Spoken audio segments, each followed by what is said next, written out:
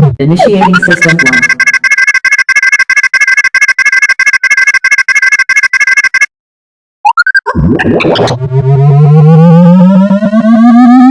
System 1 loaded.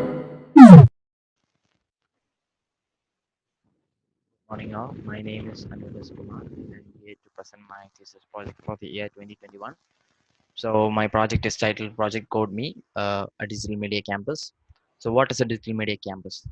It is the idea of an innovative facility where learners and professionals sit together and pursue projects and education in a single platform, a place to bring offshore brands and companies and enlarge the country's media industry.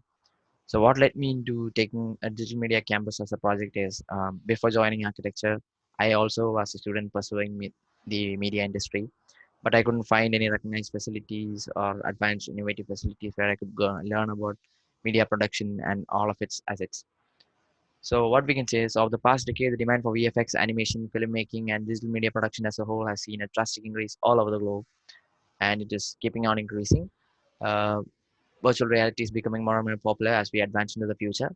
So we need facilities where people can learn about the media industry and the common man can be nurtured and educated about what is going on in content creation. So talking about content creation, education is a tool that strengthens and sharpens mindset and intents for the direction in which the community heads. So the need for a digital media campus is we can see that the rate of unemployment among the youth can be seen about the fresh graduate has the most percentage of unemployment in the country. There are many reasons for this. The one being the manner in which education system works and how the youth are unable to showcase their talents outside of the institution. I believe they should be put in a work plus learning point of things, and where the person is allowed to explore his abilities and work and learn accordingly. So the age group of a typical gaming community is between 20 25 of age and 78% in the country from a live survey. There are casual media creators and there's a less percentage of professional media creators. So my aim is to bring in all these casual media content creators into a professional level by giving them a place to learn. So why India is still not a place for onshore brands and onshore gaming companies and media companies to create a studio plus business environment. Uh, we have such a large workforce, still there's nothing happening here. It is because of the less knowledge of people and they're not recognizing media production and animation and filmmaking as a whole career. So as we can see from the example of Ubisoft, it's one of the biggest gaming brands in the world. There is only one studio in Pune, where you can see in other countries there are 6 to 7. For a country with a lot of workforce, company only looked in India for placing offshore post-production of the content. The intention of this project is to bring in onshore studios of major MNCs in the media industry to India. So as we can see from the graphs, there is a lot of presence of startups and innovation happening in India. There are also a lot of patents applied. So as we can see, Kerala is among one of the growing media producers in India right now. So I need an area to start the project, a place where everything coincides and a place where the media and the education of the city is focused. So I chose Karivatam mainly because the Karivatam campus is surrounded by the Technopark campus, the Infosys campus, and the University of Kerala, Karivatam. So choosing the site at Karivatam means that I can collaborate with the Technopark campus and the University of Kerala to bring in a recognized and an innovative facility backed by the government for teaching students about media production. So it is almost close to all the affinities and amenities that we need for a digital media campus. It is next to the national highway, and the national highway is growing at a faster pace. That would bring about the development to the inward areas of Karivatam. The chosen site is at the edge of Karivatam, inside the Karivatam University campus. So it is coming under the public zone and inside the university, which is an educational hub. The project brief: the aim to design a digital media campus production institute with a research and development facility dedicated to the media production, gaming, and esports arena. So my aim is to create a 70% formal office and a 30% informal office. Office in the sense that informal office is where the students and professionals can sit together and learn. And the formal office is where the students teach are taught in formal manner inside classrooms and studios. So the strategy was studying the different environment and trying to preserve the site to make it a green campus following Technopark's routes. Understanding the stones place spaces so that they are directly in contact with Technopark and the university campus, and providing expo spaces as well as arenas in such a way that it can be commonly shared. Landscaping to make it a media complex. So targeted audience that we are looking into is students who just finished high school, UG students, professionals who are looking for work in the media industry, people who are looking to start their own startup companies, gamers, and digital media enthusiasts. So the courses offered in the campus are a 2-year course with an intake of 25 students each, 1-year vocational training course with an intake of 15 students each. So we have game art plus design fundamentals, 3D game assets, creation and integration, pre-production, etc. The program components consist of workspaces, professional studios, libraries, OITs, expo spaces, workshops, incubation centers. So the project mainly consists of three parts: the institute, the workplace, and the gathering and socializing space. I needed to learn about the site and see if it is possible construction and what are the advantages and disadvantages. The site I chose is inside the Karivattam campus, a plot of 13 acres. It is directly connected to the Technopark campus, the Karivattam University, and major nodes in the city. Uh, it is in close proximity with the University of Kerala and Technopark and contains a strip of agricultural fields and a natural water body. And there are a lot of lush trees inside the campus. So, when we look into the context of the campus, we can see that there is a major road connecting the site, and there is entry from Kolattur, Kalkuttam, and from inside the Technopark campus. There is a large body of floodplains and fields to the east side of the site, and the site has lush greenery inside it, and it is near to the major IT hub and the major education hub of Karivattam. So after that, I need to study about the building use map and what is existing in the site right now. So looking into the building maps, we can analyze that the site is surrounded by residential areas. Most of these residential areas are part of the University of Kerala Karyavattam's quarters for faculties and students as well. There are a couple of high-rise buildings and educational buildings nearby.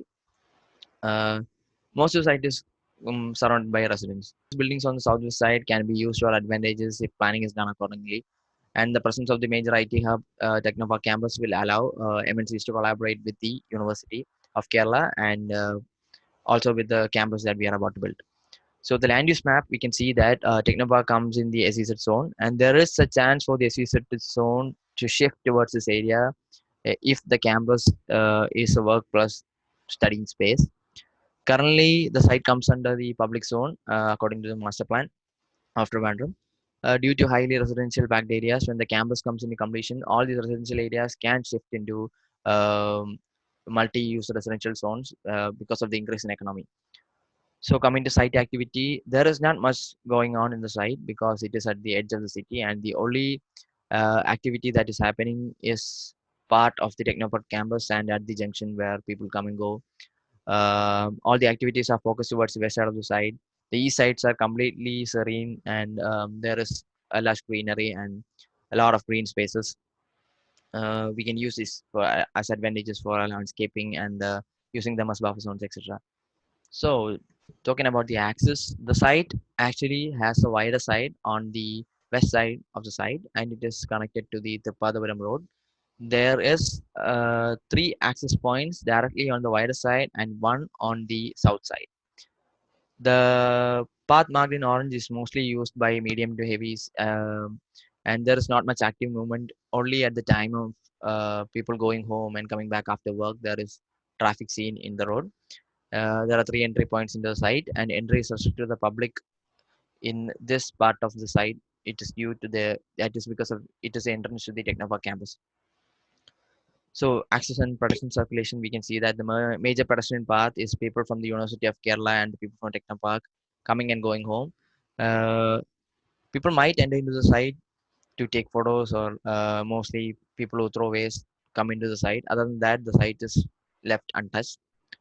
When we look into the noise levels, there is not much noise to the east side of the site because it's completely surrounded by trees.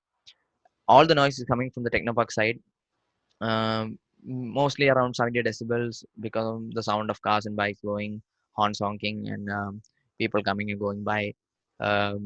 During temple processions, there are speakers put out. But that can all be tackled by the use of natural landscape currently present inside the site. So coming to site sensory, we have a lot of views to the east side. We have paddy fields, we have floodplains. There is not much views to the west side. Most of the view is concentrated to the east side. This can be used to our advantage, as we can see. The site is leaning over towards the east side. The analysis is the road is 6 meters wide and occupy free flowing traffic, and evenings and early mornings can be seen with light traffic. Otherwise, it's relaxed.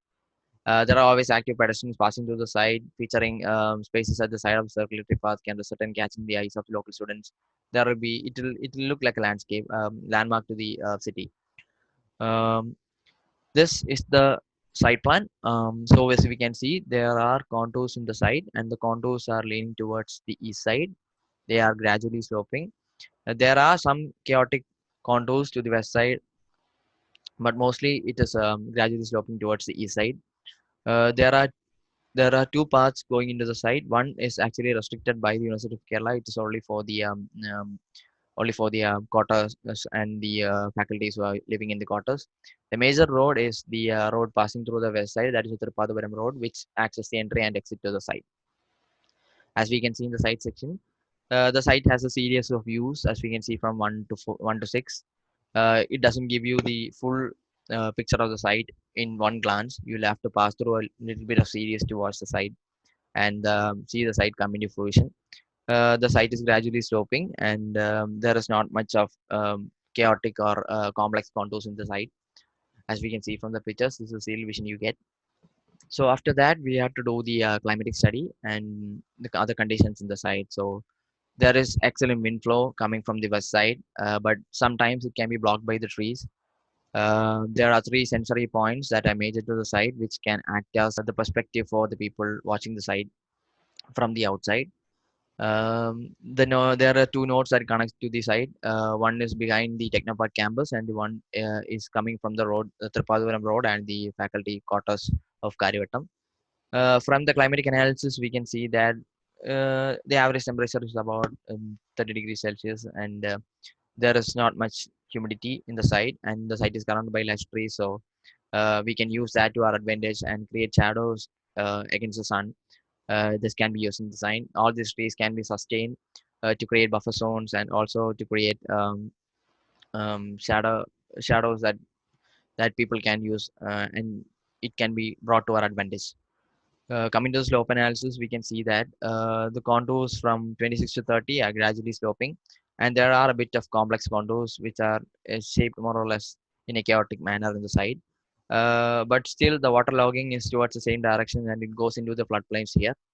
As we can see from this section,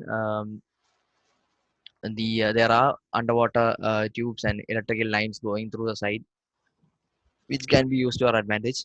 There are city traffic lights and line cables which can be used to bring in services into the site. From the site section, we can see that the water goes down straight towards the floodplains. There is no water logging in the site. The slope is completely towards the east side and is gradually sloping without any red valleys inside the site. So next is the case study so that I can start designing. So the first case study I chose is in the Titanic campus by Mindspace Architects. It has an area of 39, 3 lakh 90. The case study that I chose is Titan Degree Campus as the first one. It is a campus for the company Titan, designed by Mindspace Architects, with one of some of the major landscaping and engineering companies in the world. So a brief into the context and features. Site is surrounded by the site is inside the electronic city of Bangalore. It is surrounded by major affinities like the Bhumisandra Lake, the Veerasandra Lake, and other companies like Mahindra and Aubergine, etc. So the Trinity campus was built during the electronic phase part two, and there is a lot of development happening in the area. So coming into the analysis of the site and its context, we can see that the site is surrounded by two lakes, which constitute to the making it like in par with the natural content of the area, and it seems like the campus is sitting in between the two lakes or in the middle of the lake.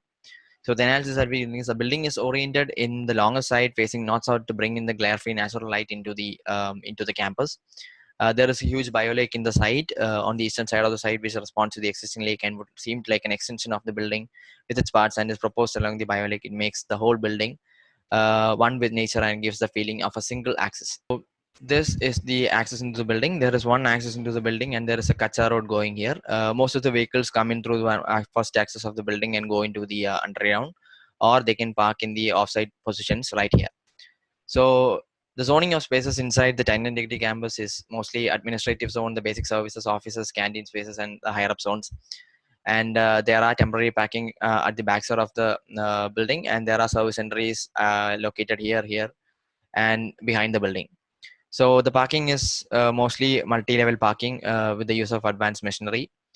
And coming to the flow plan analysis and the circulation, we can see that there are service personnels mostly going into the ground floor of the campus, and it's mostly dominated by them. There is only one design oriented space here, and the others are for orientation and the canteen. So coming into the first floor, we can see that jewelry section and the watch section of Titan company. So it is divided into three blocks, and each block has atriums connecting each floors to the other floor. The third floor also it has the same kind of planning. The five atriums connecting each other, and the terrace has a roof garden. So what the analysis that we can get from this is access is made in such a way that there is only one entry and exit in the site, which increases security. Atriums or cores act as the connecting or core that connects all the buildings and so make circulation easy as possible. Circulation allows for easy access to the required groups, and there is always a constant motion and there is no lag. Services being at the linear side of the site is easier to access from the behind without affecting the other functions. We need to learn about the typology of spaces and how the open spaces and the connecting spaces and the recreation spaces connect together and work with each other. So there are three type of spaces: the connecting spaces being the atriums, bridges, pathways, etc., and the open spaces being biolakes, green terraces, and recreation spaces being cafes and lounges, etc. From the picture, we can see that the biolake and how it interacts with the rest of the campus. It creates a visual access to the other buildings and also access a buffer from different blocks. There are a wide variety of open spaces in the campus, allowing for smooth workflow and proper recreation. Landscape design is conceived as a vertical park where each level is a green terrace, and the atriums allow for natural light and natural ventilation. And passively, the passive ventilation of the system is working really well. They don't use mechanical ventilation much, and the green terraces allow for fresh air to come in and go out, and also the employees can take breakout sessions in the green terrace itself. uh, Coming to the services, we can see that there are a lot of services in the ducts. There are com ducts, there are stps, the water pump, electricity, and solar panels, etc. All of the services are shown towards the back side of the site. It is the linear part, and the service entry is from the west side, and it is easy to access all the services from behind. As we can see that this is the STP plant at the most extreme end of the site, and all the services are shown towards this side of the site. Coming to the interior and material analysis, we can see that the office doesn't have much walls, and it is like an open layout plan. Natural light comes in through the windows, and the windows are openable. The HVAC is like a passive HVAC which works by the bringing in fresh air from the outside and taking it inside and throwing it out and bringing in fresh air from the inside, and circulation continues. All the lights are custom designed. The service lines are all exposed to bring in a new design feature. The ceiling has reflective texture that reflects the water body, and there is always a visual connection between the people. Next, I wanted to learn about the different spaces inside the media industry, so I chose Toons Academy as the case study. Toons Academy started in 1999 and is one of the oldest animation studios in Trivandrum, and it's situated inside the Technopark campus. So, what I wanted to learn from this is how the studio works and what is happening in the studio, what are the spaces in the studio, etc., and the groups concerned with the studio. So, first, when we look into the plan, there are the different spaces that is used, and the studio is common. Divided into two zones, the 2D zone and the 3D zone. As we can see, the 2D zone is huge, considering the fact that it takes much more energy and time to make the pre-production than the production and the post-production. So this is how the typical studio works. There is a pre-production, they make the concept, the storyline, they discuss, and the final idea, the final idea is going to production, and production is where they make the whole rough drawings and layouts and all the BG drawing and make a raw file. And post production is where they complete it with effects and painting and editing and composing, etc. So the major spaces are, there is a conference hall for the animators to discuss what is happening and what the story of the site, and what should be included next. And there is a typical animation workspace where they have light rooms and light boxes to draw, a use of vacuum tablets and PCs. The design is kind of outdated, so and then there is the spaces inside the Toons Academy is like there's not much natural light flowing into the workspaces, and there's just a cubicle for students and professionals alike. One of the major things is a VFX and the recording studio, where it's a big space where people can record to green screens and do 3D editing. And the only institution in Kerala that allows students and professionals to work together is Students Academy, and it is working well for them. They have a triangle in which the students, the direct artists, and the special effects all work together inside the same facility, sitting next to each other, and that adds the experience the students get. And then what I want to learn was how we can get the community into the design. So that's why I chose the Olympic Sports Experimental Primary School and Kindergarten as a literature case study in China. So what they're doing is, the building sits in between the urban zone, and they are trying to connect the urban zone with the school. The project was designed by UID, a group of architects from Cambodia. And as we can see that there are multiple entries into the site, and connected by 4 nodes, and there is a buffer, green buffer, towards the west side of the site. There is always a constant visual approach towards the campus from the urban zones nearby. The entrance and exit interface of the campus is quite short to meet the ends of the future development of school education. The define diffuses all kinds of adverse factors through a unique layout.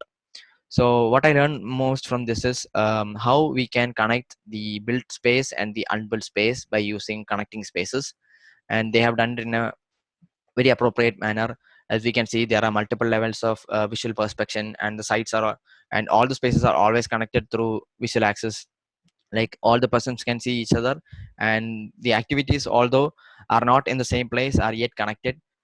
It's a three-tier activity platform. Open spaces have a relationship with the built space around it and serves its area of interaction. There are indoor activity areas. The second floor, each floor of the main building is connected with a level of the open three-tier platform, blurring in the inside and outside with more activities. And there are motorized garages. So that's all the case studies that I took to start my design. So I started off the design by doing the design development, where I transform the site, uh, where the original site has to be modified to meet the requirements. So when I looked into the site, there is one condo that is in par with the road level. So I chose that contour as the zero level for this project. Then I cut the contour, the gradually sloping contours in such a way that we can put activities in different levels of the site. So moving on to the zoning, I zoned the buildings according to three aspects: the climatic conditions and the context, the views, and then the final zoning. So according to the climate context, we can see that the sunlight can be used for advantages by putting blocks in tire step like pattern. So the shadow can be cast on the nearby building, and we can use the advantages to zone out glares and stuff. And then there is a natural buffer space here which can be used for advantages, to block the incoming traffic noise and incoming visual perception of this of the people. And there can also be a visual connection between the blocks and the main and the outside facilities.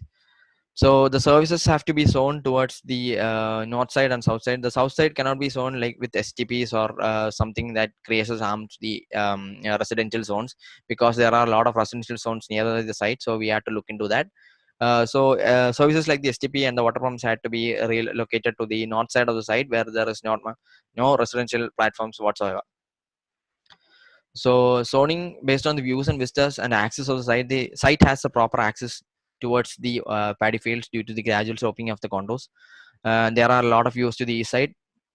So taking that into consideration, I decided to make vistas out of sandwiching buildings to each other and creating a square space or a frame which deviates the view of the user to the different parts of the site. So the final zoning, I have put the academic facilities here. There is a core space and the OAT. The access connects all of them together, and the expo and the arena space in put in such a way that the public can easily access it. There is a buffer zone between the public and the campus, which also acts as a visual connection. And the parking is zoned to the extreme ends of the site, and the services also to the south side and the north side of the site. After that, the concept is really simple. I needed students and professionals to work together. The students, animators, and artists working together in a whole different space. So the space need to be multi-level so that they can always have a visual access between each other, and the core space acts as the center of activity of the site. And then after that, I decided to create an area programming so that I can start with the design. So the area programming is the institute, the workspace, and the exhibition and the support facilities. And these are the areas approximately about 5,400 square feet, square meters. So coming into the design, uh, the design consists of three parts: the academic zone, the expo zone, and the incubation or the facility where students and professionals work together. So developing the form was starting from the basic cube. I played with the levels and decided to put buildings on top of each other and different volumes and forms in parallel and opposite each other to create different volumes inside, both outside and inside the spaces and above and beyond.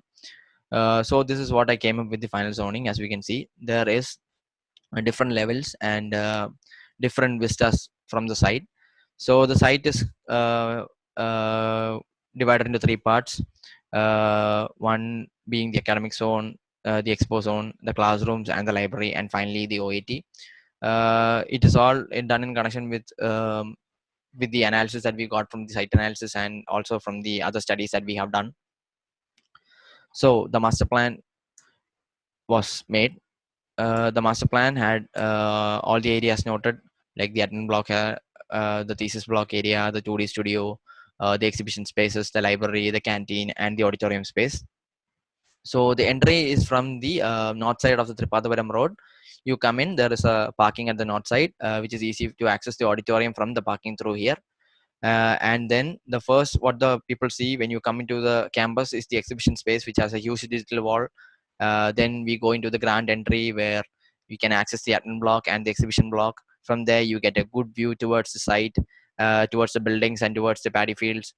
And there is also parking to the south side of the site where the students and the professionals can access the incubation center or the thesis studio where the students and the professionals work together.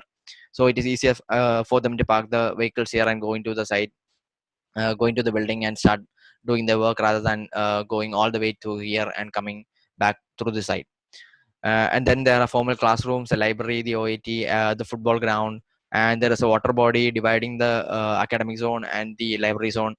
It acts as a evaporative, the waiver for evaporative cooling, and also as a buffer zone. The auditorium and the canteen are connected. The exhibition and the auditorium has a direct connection. When there is programs in the auditorium, the people can also use exhibition spaces as promotion and other branding features, etc. So the land use inside the site is, the master plan is, there is an exhibition room and performance space. There is academics, there is a library, there is a canteen, and there is the admin block. So from the section, we can see the use of multiple levels for the incubation center. This being the 2D studio and this being the incubation center, there is always a view towards the east side through the paddy fields from east levels of the site. The views are actually used very well. And coming into the individual cluster plans, the first cluster plan being the exhibition space and the auditorium. The exhibition space has different forms inside the site, and it is connected to the auditorium and the canteen, that being the work triangle. Like people come into the exhibition space, they can see the campus, they can go to the canteen, have food, come back to the auditorium. The auditorium has multiple entries and exits. For emergency purposes, there is also an entry from the parking. And from the site section you can see that it is all in different levels. The entry to the auditorium is from the north side and the west side, and through the exhibition space the site. The canteen also has different spaces for students to sit and chat with each other and discuss different projects, etc. There are a lot of recreational spaces inside the site where people can convene, like the bio lake, the space near the bio lake, and the space near the entrance to the auditorium, the space at the canteen, the gathering space at the OAT, etc., etc. Next cluster plan is the formal classrooms and the library. The formal classrooms are built in a form um, uh, like the shape of the regular classroom that they form. It is done to give a sci-fi themed build to the classrooms, and the library sits right next to the classrooms. So if the students need research or any books or something during class time or after class time, they can just walk through down, go to the library and get the books. There are also gathering spaces near the classrooms, like the near the bio lake, near the canteen, the OIT gathering space, etc. And all of them are in multiple levels, as you can see from the section. The design of the library is made in such a way that water can come in through the parapet and flow down without creating a huge flat surface on the wall of the site or the library block. It has a lot of open skylights through which natural light enters, and ventilation can happen through as naturally as possible, as we can see from the section. There is the classrooms here, then we have the library. There is always a visual connection between the students in the library and the students in the classrooms, and there is a lot of natural ventilation and natural lighting happening. There is a play of light using jolly walls, etc. Next, we come into the admin and the incubation center. So the admin is where the directors, the HOD, the manager, etc. resides, and the incubation center is where the students and the professionals work together. There's a huge courtyard in the middle of the admin block and the incubation block where they can sit and talk with each other. The faculties can use this as a recreation space. As far as the students and the professionals working, they can also use this as a breakout space, as we can see from the views. It also allows for natural ventilation and natural sunlight to come in. And the design is made in such a way that there is a brutalist touch to the architecture. And there are also personal cubicles in which people who need some private space can work, other than from working with each other, or when they need some personal space. From the section, we can see that there is a mezzanine floor that is a boardroom, and there is a VIP lounge on the second floor of the admin block. This is the courtyard that allows for natural ventilation and natural sunlight. Also, in the section, we can see that there are major light wells that go into the 2D studios and 3D studios, that is below the level of the incubation center and the admin block. So next is the 2D studio and 3D studio. This is where the students mainly learn about the media production, that is animation, filmmaking, etc. They spend most of the time here. The 2D studio is converted into three parts. That is a formal classroom where they discuss everything. Each student has their own cubicles, and there are discussion spaces all around the studio. And there is a green screen room where they can experiment with green screen and create VFX and special effects. There is a courtyard and the toilet, which is easy to access by both parties, the 2D studio and the 3D studio, and the game space. The game space is where the students can chill out, play pool, air hockey, or they have to review a movie, or they need to create some new ideas for animation design, etc. They can use this as a breakout space and chill their minds.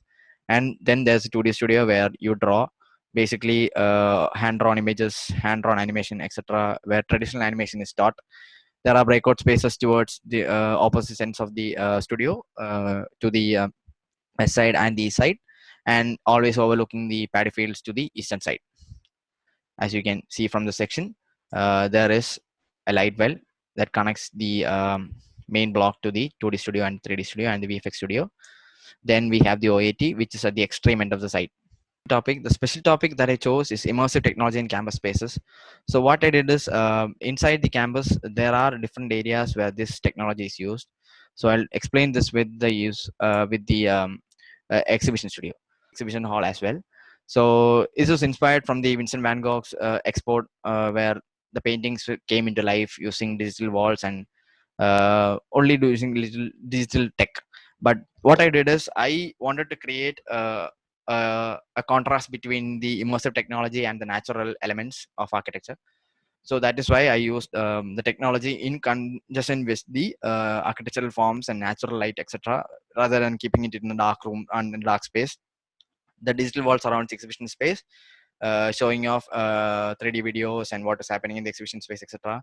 Inside the exhibition space, there is uh, um, a volume for natural light to come in. Also, the digital wall creates a contrast to the free flowing volumes inside the site inside the exhibition space, and also create a contrast with the natural light